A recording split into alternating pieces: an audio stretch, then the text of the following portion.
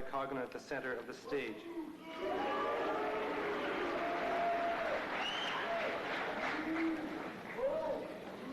If what you did yesterday seems big, you haven't done anything today. Welcome to the spirit of Lou Holtz. It has sometimes been said that the three most visible jobs in America are the President of the United States, the Mayor of New York City, and the head football coach at Notre Dame. As a child, today's honoree dreamed of being that coach.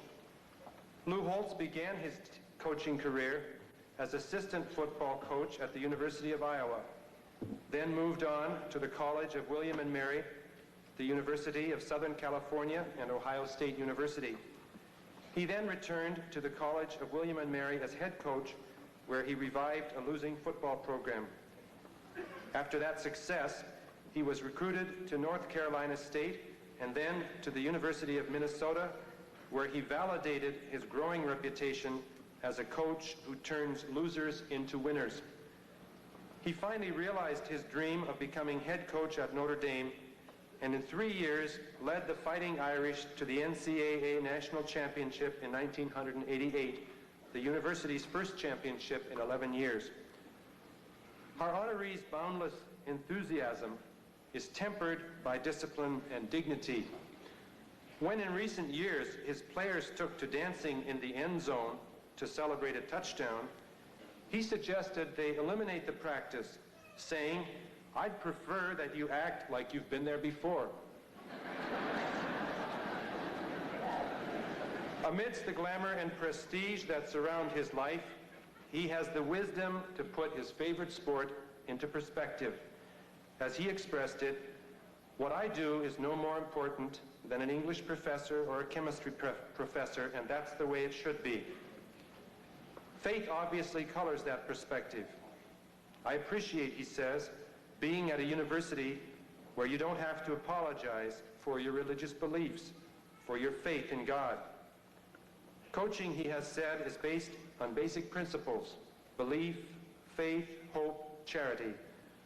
The only times I ever get into trouble are when I violate those principles.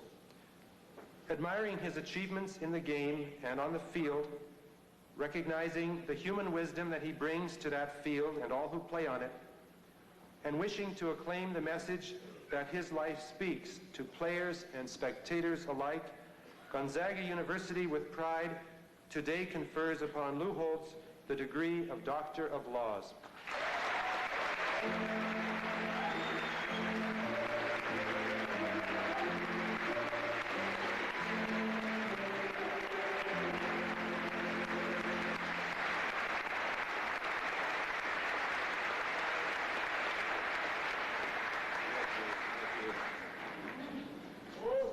Thank you very much.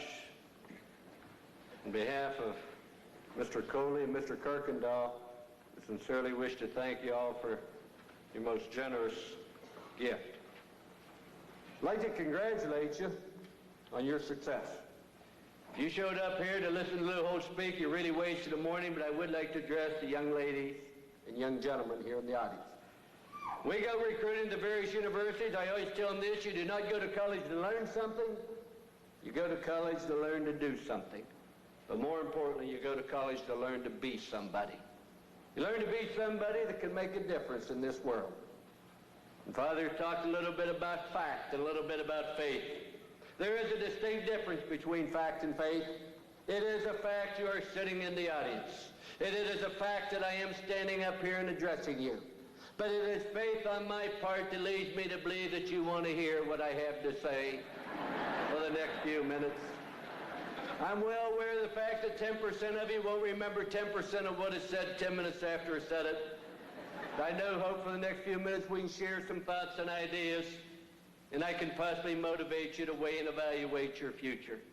You know, God gave us an awful lot of wonderful powers, ladies and gentlemen. He gave you the power to think, to love, to create, to imagine, to plan. But the greatest power God gave us is the power to choose. See, we have the opportunity to choose whether we're going to act or procrastinate, believe or doubt, pray or curse, help or heal.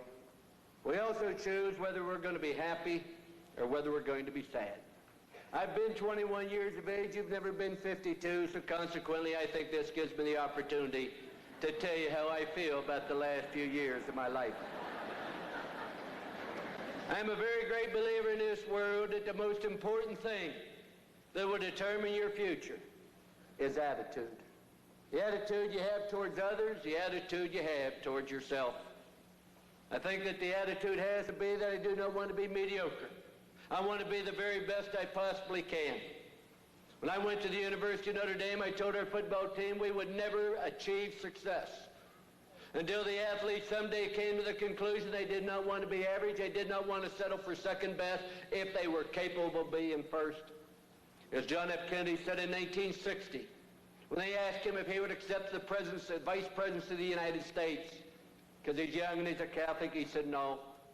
He said, once you accept second place when first is available, you have a tendency to do it the rest of your life, and this is true. Aspire to greatness, to be as good as you can possibly be. My first year at the University of Notre Dame, we lost 5 football games by a total of 14 points to teams that finished in the top 20 in the country. We were content to come close. We were content to have people tell us, you put forth a good effort. But deep down inside, I knew and our football team knew that we were capable of achieving much better. In our last football game, we came out here to the state of California to play the University of Southern Cal. We had a fine football team, and as you probably recall on national TV, with 11 minutes to go in the game, we were down by 10. It was at that time we decided we would put on a punt rush, block the punt, pick it up, run in for a touchdown, and then we would only be down by 3. But unfortunately, we did not block the punt. However, we were successful in roughing the punter. And the young man that happened to rough the punter was my wife's son.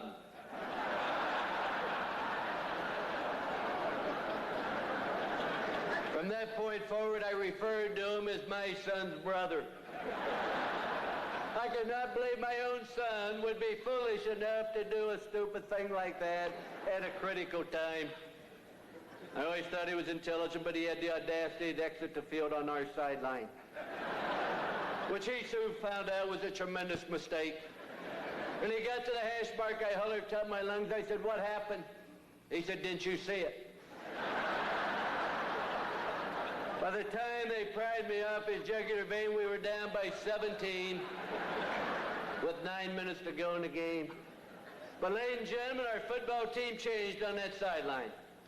It wasn't anything I said. It was just an atmosphere became enough's enough. This is ridiculous. We are capable of doing so much more. And I think that has to be the attitude, that what are we capable of doing? Ladies and gentlemen, if you're going to have a great attitude, you are going to make a difference in this world. And I think that's the greatest compliment can ever be paid to an individual, is that he or she made a difference. What are going to be some of the things that keep you from having a positive attitude in the remaining years of your life? One of them is adversity. Sometimes we always think that everything's going to go easy and we aren't going to have any problems, and you sit here today thrilled and excited, but you are going to have problems. At the University of Notre Dame next year, we're going to have at least 3 crises on our football team. Ladies and gentlemen, that doesn't mean it's bad. We all have crises. But I've never had a crisis happen in my life that didn't turn out to be very positive if I react positively to it. Ladies and gentlemen, I've been on top, I've been on bottom, I'll be both places again. When I was at Arkansas, we beat Oklahoma in the Orange Bowl, and they made a state hero out of me. Made a picture, put my picture on the stamp, which I thought was rather impressive. The next year we lost to Texas, and they had to do away with the stamp. People kept spitting on the wrong side of it, see. I think that happens. That's life. You're going to be up, you're going to be down. But the person that ever is going to achieve anything in this world is going to be the individual that understands you're going to have to get up off the ground when you're knocked down. There's so many people in this world that have a tendency to belief to think, well, things aren't going to go well. You show me anybody successful, I'll show you somebody that has the attitude that no matter what happens, they are not going to discourage me, that I'm not going to wallow in self-pity. In 1987 at the University of Notre Dame in that tremendous stadium, the same sideline at New Rockney, Frank Leahy, Air Parsegian paroled. I had the opportunity to have a tremendous thing happen in my life. It was in 1987, on August the 4th to be exact. 6,000 Special Olympians came there for International Special Olympics. Ladies and gentlemen, people from all over this world came. People with every reason to be downhearted, to be depressed. And I made a commitment to myself at that time that I was not going to tolerate an individual cannot be positive, and we have so much to be thankful for. And this is a great opportunity for us to look and say all the reasons we have to be thankful, to be in this country, to be a graduate of this wonderful university, and to have the opportunities in the future that you have. The only limitations we have on ourselves are the ones we place there. The other reason why people do not have a tremendous attitude so many times is they don't have goals, they don't have dreams. I'm not going to bore you, I'm not going to take up much of your time to talk to you about goals. I wished I had the opportunity to do so, but I'm not going to speak very long this morning, because once again, it would strictly be a matter of belief for me to think that you wanted me to speak longer. But I can tell you this, you won't get anywhere in this world if you don't have a faith, a belief, and have a goal and a destination, and not only write them down, but I want you to remember the word win. We won the national championship this year at the University of Notre Dame. We also won the Academic Achievement Award for graduating 100% of our football players, which we think is far more important than a mythical championship.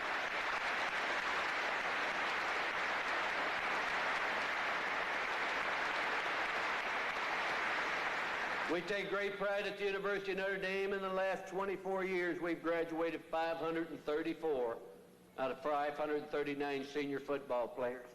But ladies and gentlemen, that's one of our goals, that's one of our objectives, that's one of our purpose. But everybody who talks to you about goals, I want you to remember one word, and that's the word win.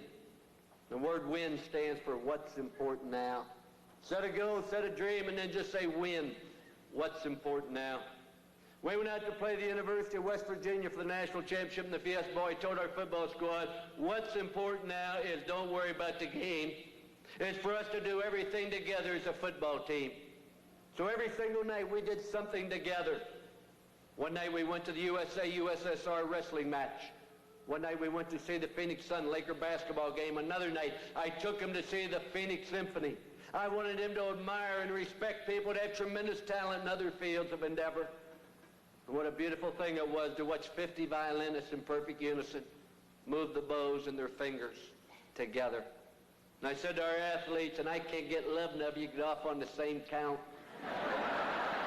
And you call yourself great athletes. Another day we took them to see the Nutcracker Suite ballet. And that's when I got scared. They really liked it. But do things with your life. Just don't go through life. Don't be a spectator life. Set some goals, some dreams, some ambitions, and to go do them. Ladies and gentlemen, the last thing and perhaps the most important reason why people don't maintain a good attitude, and the most important thing is a good self-belief, a good self-faith. So many times an individual does not have the proper attitude, and if you find somebody's petty and negative and jealous, somebody finds fault with everything in this world, I'll show you an individual that doesn't believe in themselves. And one of the sad things about this great country is that 95% of the people in this world do not believe they have as much talent or ability as other people. It's amazing how many people do not reach the summit because deep down inside they don't believe they possibly can. Self-image to me is the most important thing. It isn't looks. I find out that most people don't like the way they look, including a lovely young lady by the name of Anne Margaret. And it isn't intelligence. Boy, I want to tell you, if my English teacher from high school, Glenda Dunlop, could see me now. You see, when I graduated from high school, I ranked in the lower half of my class. That didn't bother me, but it did upset me when the principal said it was a rather stupid class overall. And there's a guidance counselor said, are you going to work in the steel mill or the pottery? I said, I'm going to go to Kent State University. She said, you won't make it, you'll flunk out. And I said, you don't think I'm very smart, do you? And I'll never forget what she said. She said, Lou Holtz, a lot of people don't know what's going on. She said, but you don't even suspect anything's going on. But it isn't looks, it isn't intelligence. If you get nothing else out of my being here today, I want you to understand there are three universal questions that everybody's going to ask about you the rest of your life. Every spouse, every husband of every wife, every parent of every child, and vice versa. Every athlete of every coach of every player, every customer of every client of every customer. The three universal questions that everybody asks is, one, can I trust you? Two, are you committed to excellence? And three, do you care about me? That's why we have three very simple little rules on our football team. And if you want to take three simple little rules that I'll guarantee you'll make you success and enable you to enjoy great happiness, just remember three simple little rules. Rule number one is what I refer to as the do-right rule. You know the difference between right and wrong. Do what's right and avoid what's wrong, and if you have any doubt about it, get out the Bible. I think it's impossible to have a good self-image if you do what you know in your heart's the improper thing.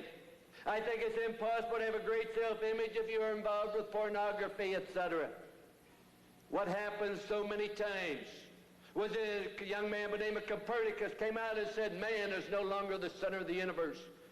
And then several years later, a gentleman by the name of Darwin came along and said, you are nothing but a descendant of an animal. And then Freud comes along and said, you aren't even responsible for your actions. And we think we can go do whatever we want to do, and you and I both know that's not true. But if you do what's right, there's no way in this world that people will not be able to trust you. And what is trust? Is just doing what's right. The second question that everybody asks, are you committed to excellence? The second simple little rule is just do the best you can. Don't ever accept mediocrity. I coach very simply. I said, hey, when they run, come up. When they pass, go back and cover the guy they throw to. Don't complicate the game. I coached for Woody Hayes, and we got in an argument. We went out to play a back by the name of O.J. Simpson, a tremendous back. The last thing Coach Hayes said to me was he better not score a touchdown. January 1, 1969, the second quarter, Southern Cal had the ball first down and 10 on their own 20. And O.J. Simpson went 80 yards for a touchdown. I was very happy at the time. I was up in the press box. Woody Hayes was on the sideline. I walked in the locker room at halftime. The first thing that transpired was Woody Hayes, a man I admire, love, and respect, came running up to me strategically, placed his left hand on my jugular vein, squeezed my eyes, got about that big. Now, you have to understand Coach Hayes. He didn't mean me any physical harm. He just wanted to be sure he had my undivided attention. He hollered top his lungs. He said, why'd O.J. go 80 yards? I said, Coach, that's all he needed. You know, if I was on the 10, he got 90. You don't do your children a favor. You don't do your employee a favor. You do not do yourself a favor by taking the easy road out. But the last question everybody asks is by far the most important question. Do you care about me? And that's answered very simply by doing the very best you can, but treating other people as you would like to be treated. It's really great for us to be here at Mother's Day. You know, there's no matter how much you love your parents, there's no way in this world you can love parents half as much as they love you. You won't understand the impact of that until you have children of your own. But believe me, it's a different type of love that a parent has for a child than vice versa. As a parent, you would gladly lay down your life for your child. So if you get nothing else, take the opportunity to let your parents know you appreciate them. The love and feeling and caring is without a doubt the most important thing. And we say to our football team and to my children and to myself, just do what's right, do the best you can, treat others you like to be treated. The self-image will grow. There isn't any such thing as magic, but like so many times, we have a tendency to have people tear us up. Or we believe what's written in the newspaper is going to make us feel good. Like any other newspaper, you have front page for people who want to read the news, comics for people who can't read, and the editorial page for people who can't think. But if you have a good faith and you have a good belief, and no matter how many times people will tear you down, no matter how many times people criticize you, it goes along, no matter how many crises you have in life, if you just have the proper attitude and the faith and belief in yourself, and that comes from doing what's right, doing the best you can, and treating other people as you'd like to be treated. Then regardless of how many people may tear you, I promise you this, God will keep you as one and properly together. I will close.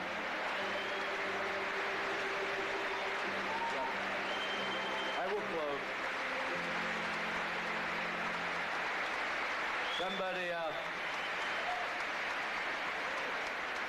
Father just said, how'd you do that? Perfectly, I thought, but in any event, it's not really important. I do want to say to the graduates, congratulations once again. For what you've done over the last several years was a tribute to you. I love the poem that said, I saw a group of men tearing a building down. A group of men in my hometown. With a heave and a hoe and a mighty yell, they swung a beam and the sidewall fell. And I said to the foreman, are these men skilled, the type you'd hire if you wanted to build? He laughed and said, why, no, indeed. He said, common labor's all I need. For I can tear down a day or two what it took a builder 10 years to do. I thought to myself as I walked away, which of these roles am I going to play? Am I the type that constantly tears down and makes way foolishly around? Or am I the type that's trying to build a life with care in hopes that other people will be glad that I was there? The day of instant coffee and instant tea, we all want instant success. Ladies and gentlemen, there is no such thing as instant success. You only build a successful life the same way as you build a successful college career, one day at a time. And when you do that, you set yourself apart from other people. Oliver Wendell Holmes said, what lies behind us, what lies ahead of us, is of very little importance when it's compared to what lies within us. If trust, commitment, and love lies within us, we will make a difference in our life. Congratulations once again. Thank you so much, and I'm flattered and honored to be here.